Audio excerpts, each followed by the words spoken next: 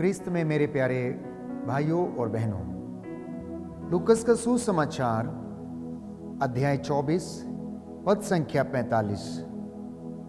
लूकस का सुसमाचार अध्याय 24 पद संख्या 45।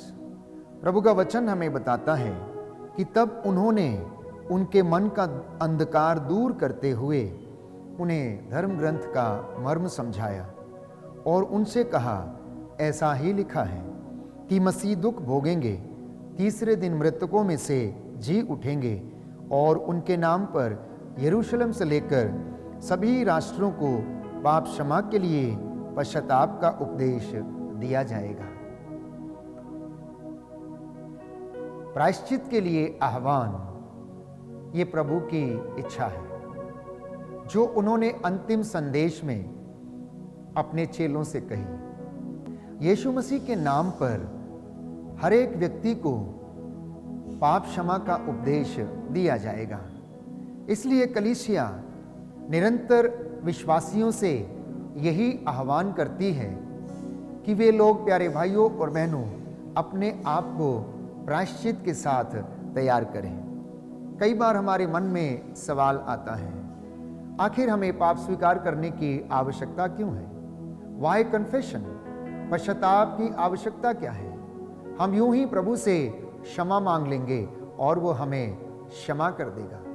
अनेक लोग बार बार परमेश्वर के सामने आते, घुटना टेकते क्षमा की याचना करते हैं और सोचते हैं कि पाप क्षमा हो गए, लेकिन फिर से उसी पाप में, उसी बुराई में फिर से गिर जाते हैं। प्रायश्चित, प्यारे भाइयों और बहनों, एक निर्णय है और जब कोई व्यक्ति इस निर्णय को ले लेता है तो उसे दोबारा उस पाप को या बुराई को करने की आवश्यकता नहीं है। यदि वो बार बार उसी में गिरता है तो वह अपने निर्णयों को तोड़ता है। इसलिए आज के वक्तव्य में मैं इस बात पर मनन चिंतन करना चाहता हूं कि प्रायश्चित क्या है। प्रायश्चित एक निर्णय है। बाइबल हमें बताती है कि मनुष्य के पाप का असर मनुष्य पर पड़ता है। पाप पीछा करता है, विपत्ति पीछा करती है और कृपा को छीन लेती है। जब इंसान पाप में रहता है तो वो अशांत रहता है, उसके मन में अपराध बोध बना रहता है। यदि कोई व्यक्ति चोरी करता है या झूठ बोलता है तो उसके मन को ये झूठ हमेशा खाया जाता है, हालांकि वो व्यक्ति अपनी इस बात को व्यक्त करने में असमर्थ रहता है।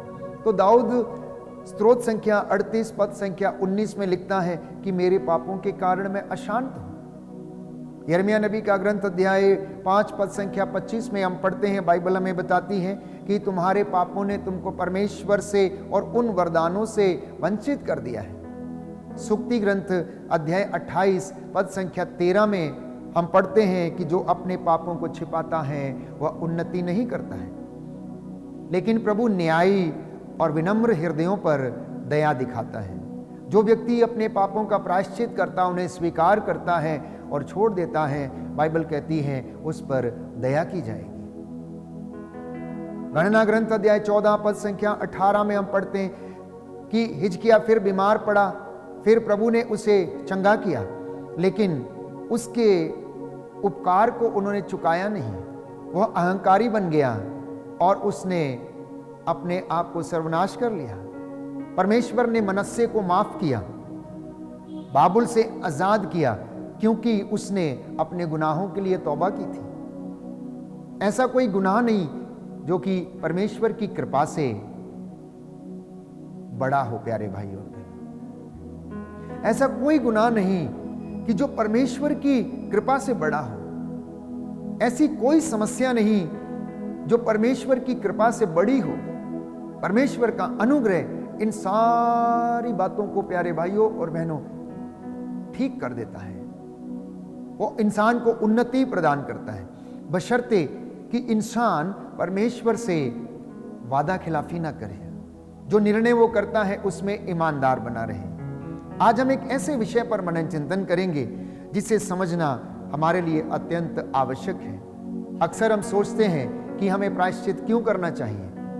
अक्सर हमारे मन में यह सवाल आता है कि हमें पाप स्वीकार करने की आवश्यकता क्या है। परमेश्वर तो करुणामयी है, दयालु है, वो हमारे पापों को अनदेखा करता है।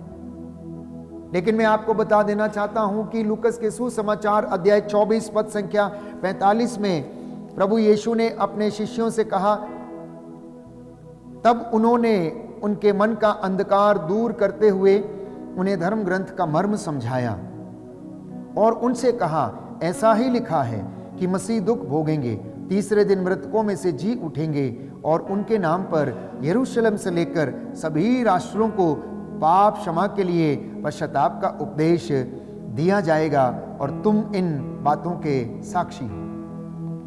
तो पाप क्षमा का उपदेश दिया जाना अनिवार्य है, यह परमेश्वर की ओर से है। सभी राष्ट्रों को यह बताया जाना अनिवार्य है कि वे अपने गुनाहों के लिए तौबा करें, पापों के लिए प्रायश्चित करें और एक निर्णय लें बुराई से अपने आप को दूर करने का, पाप से, झूठ से, हर प्रकार की अश्लीलता और गंदगी से अपने आप को दूर करने, डिस्कनेक्ट करने का निर्णय लें और परमेश्वर से जुड़ने की कृपा प्रभु उन्हें प्रदान करेगा। यशायाह नबी का ग्रंथ अध्याय 30 पद संख्या 15 बाइबल हमें बताती है कि प्रायश्चित और स्वीकृति में तेरा कल्याण है। उत्पत्ति ग्रंथ में हम पढ़ते हैं कि आदम और हेवा जब परमेश्वर की हुजूरी में रहते थे, टहलते थे, तो उन्होंने ईश्वर की आज्ञा का उल्लंघन किया। आज्ञा का उल्लंघन करने के बाद आदम ने, जो डर से और भय से भर गया, अपने आप को उसने झाड़ियों में छिपा लिया, पत्तों में छिपा लिया। वो ईश्वर के सामने आना नहीं चाहता था, वो अपनी गलती स्वीकार करने के लिए तैयार नहीं था। और जब परमेश्वर अदन के बाग में टहलने के लिए आया तो उसने पूछा, आदम तुम कहां हो? और आदम ने उत्तर दिया, मैं तेरी आवाज सुन के डर गया। परमेश्वर ने उससे पूछा, क्या तूने उस फल को खाया जिसे मैंने खाने के लिए तुझे मना किया था? आदम ने उत्तर दिया, जिस स्त्री को तूने मुझे दिया है उसने मुझे दिया और मैंने खा लिया। परमेश्वर ने स्त्री से कहा, ये तूने क्या किया है? स्त्री ने कहा कि सांप ने मुझे बहका दिया और मैंने खा लिया। वो एक दूसरे के ऊपर दोषारोपण करने के लिए तैयार थे, परंतु अपनी गलती को स्वीकार करना नहीं चाहते थे। अपराध बोध इतना बढ़ गया, डर इतना बढ़ गया, उनके मन में भय इतना छा गया, उनकी नग्नता उगड़ आई कि वे अपने शरीर को उन पत्तों से ढकने लगे। प्यारे भाइयों और बहनों, जब इंसान ईश्वर की आज्ञा का उल्लंघन करता है, पाप में, बुराई में पड़ जाता है, तो वह ईश्वर के सामने उपस्थित नहीं हो पाता है। उसे डर लगता है कि ईश्वर उसके पापों की सजा उसे क्या देगा। ऐसा ही एक दूसरा उदाहरण लूकस के सुसमाचार अध्याय 18 में हमें मिलता है जक्कैउस के विषय में, कि जक्कैउस जो एक धनी व्यक्ति था, जो टेढ़े मेढ़े रास्ते अपनाकर अपने लिए धन एकत्र करता था, लोगों को ठगता, उसके पास सब कुछ था, लेकिन परमेश्वर उसके जीवन में नहीं था, शांति और मुक्ति उसके जीवन में नहीं थी। वो यीशु को देखना चाहता था, तो उसने एक दिन यीशु के मार्ग पर जाकर उस गूलर के पेड़ पर वो चढ़ गया और उसने अपने आप को उन पत्तों में छिपा लिया। आदम और जक्कैउस दोनों के जीवन में थोड़ी समानता नजर आती है। आदम ने आज्ञा का उल्लंघन किया और उसने अपने आप को झाड़ी में छिपाया, अपने आप को पत्तों से ढकने का प्रयास किया, क्योंकि उसका अपराध बोध उसे खाए जा रहा था। जक्कैउस जो अपने आप को बहुत ही ज्यादा पापी समझता था, ठगी करने वाला, धोखेबाज समझता था, लोगों के सामने आना नहीं चाहता था, उसने भी जाके अपने आप को सिकमोर पेड़ के पत्तों में छिपा लिया। सिकमोर जो वृक्ष है जिसके विषय में बाइबल में चर्चा की गई है, उसके पत्ते और डालियां बहुत घनी हैं। यदि कोई उसमें छिप कर बैठे तो देखना नामुमकिन है। लेकिन यीशु उस रास्ते से होकर जा रहे थे। उन्होंने जकेउस के अंतर मन को भांप लिया और उसकी थाह ले ली और अपनी नजरें ऊपर उठाई और जकेउस से कहा, जकेउस तुम जल्दी नीचे आओ। जकेउस इस बात को सुनकर कि यह व्यक्ति मेरा नाम कैसे जानता है, असमंजस में पड़ गया, परंतु वह शीघ्र ही पेड़ से उतरा और यीशु ने उससे कहा कि आज मैं तुम्हारे घर में ठहरना चाहता हूं, आज मैं तुम्हारे घर में आना चाहता हूं। जकेउस ने बड़ी उत्सुकता के साथ यीशु का स्वागत किया और जैसे ही उसके घर में यीशु ने कदम रखा, जकेउस ने एक निर्णय लिया और यीशु से कहा कि मैंने अगर किसी की संपत्ति को ठगा है तो मैं उसका 4 गुना उन्हें लौटाऊंगा, आधी संपत्ति बेचकर मैं गरीबों में बांट दूंगा। और यीशु ने कहा, आज इस घर में मुक्ति का आगमन हुआ है। जकेउस का यह निर्णय उसके जीवन में उद्धार, मुक्ति और शांति लेकर आता है।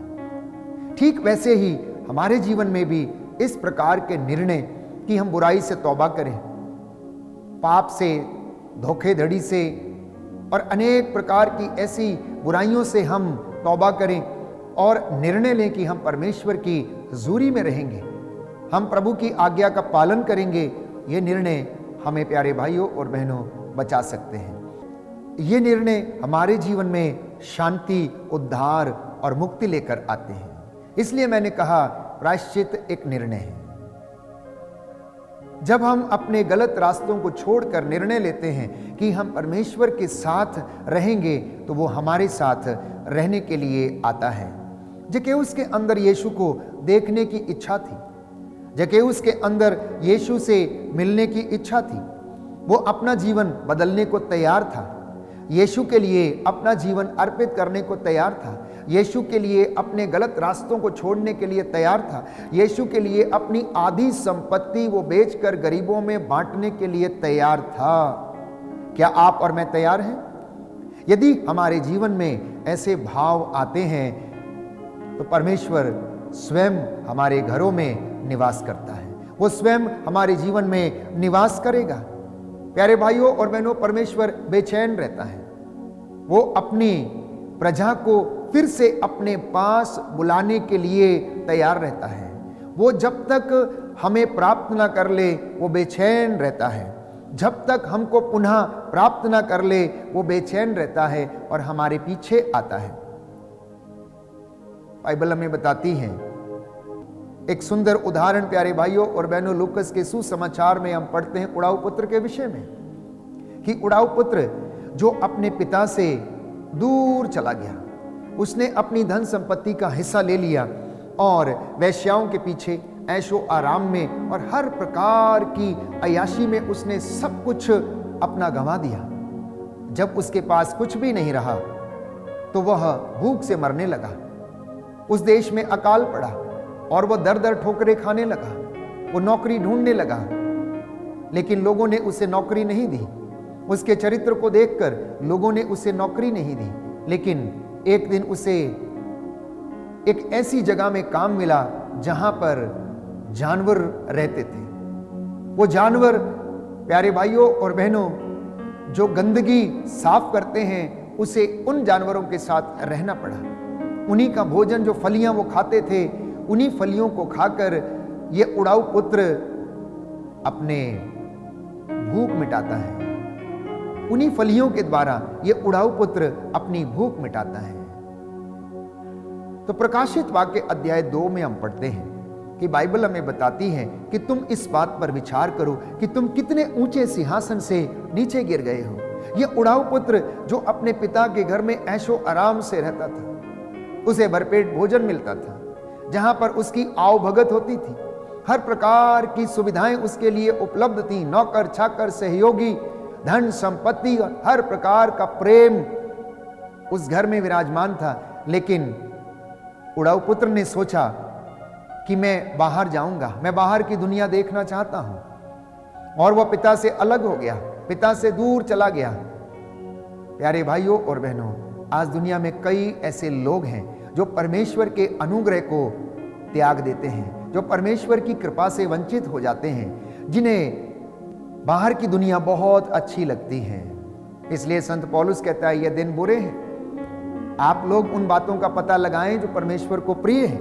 आप लोग उन बातों का पता लगाएं जिनके द्वारा आप परमेश्वर के नजदीक आ सकते हैं। आप उन बातों का पता लगाएं जिनके द्वारा परमेश्वर आपको अनुग्रहित करना चाहता है, आशीष देना चाहता है। उड़ाऊ पुत्र के जीवन में क्या हुआ?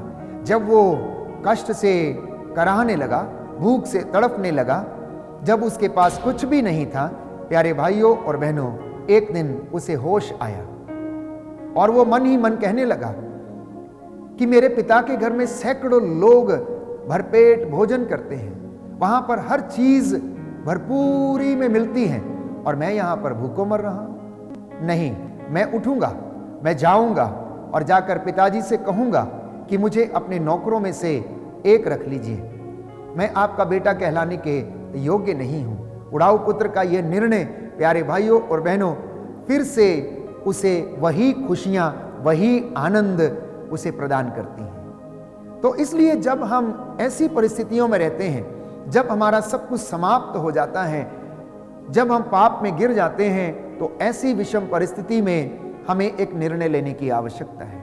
और वो निर्णय परमेश्वर के साथ रहने का, वो निर्णय परमेश्वर की हुजूरी में बने रहने का, वो निर्णय परमेश्वर की कृपा और अनुग्रह को अनुभव करने का और प्रायश्चित करने का। और इस प्रायश्चित को प्यारे भाइयों और बहनों अपने जीवन में सदा बनाए रखने का। याद रखिए, परमेश्वर की दया आप लोगों को प्रायश्चित की ओर लेकर जाना चाहती है। संत पौलुस कहता है कि परमेश्वर की दया, उसका अनुग्रह आप लोगों को प्रायश्चित की ओर लेकर जाना चाहता है। और यदि कोई इस वचन को ग्रहण करके प्रायश्चित के साथ अपने आप को तैयार करता है, जकेऊस के जैसे निर्णय लेता है, उड़ाऊ पुत्र के जैसे निर्णय लेता है कि वो अपना जीवन बदलेगा, परमेश्वर के पास जाएगा, तो प्यारे भाइयों और बहनों आपके जीवन में सफलता, उन्नति, आध्यात्मिक उन्नति, विश्वास में बढ़ोतरी, विश्वास में दृढ़ता, सब कुछ आप लोग प्राप्त करेंगे।